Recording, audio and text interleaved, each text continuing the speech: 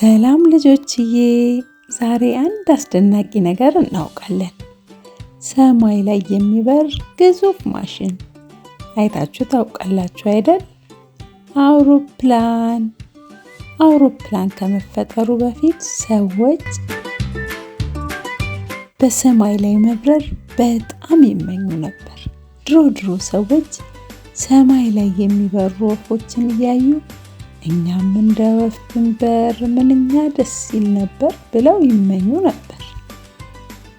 ታዲያ ከዕለታት አንድ ቀን ሁለት ወንድማማቾች ኦርቪል እና ዊልበር የተባሉ ሁለት ጎበዝ ወንድማማቾች ነበሩ። እነዚህ ልጆች በልጅነታቸው መጫወቻዎችን መስራት በጣም ይወዱ ነበር። በተለይ አየር ላይ የሚበሩ ነገሮችን።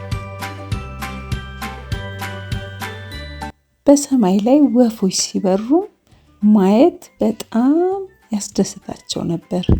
ወፎች ክንፋቸውን እንዴት እንደሚቀስፉ፣ አየር ላይ እንዴት ሚዛናቸውን እንደሚጠብቁ ለረጅም ዓመታት አጠኑ።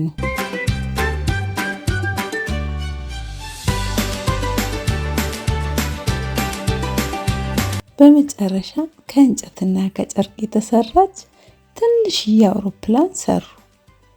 ቀኑም ደረሰ። ኦርቪል አውሮፕላን ውስጥ ገባ። ሞተሩም ተነሳ።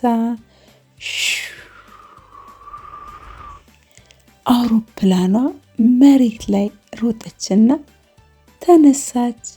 ለ12 ሰከንድ ያህል አየር ላይ በረረች። ይህ የመጀመሪያው የሰው ልጅ የበረራ ድል ነበረ።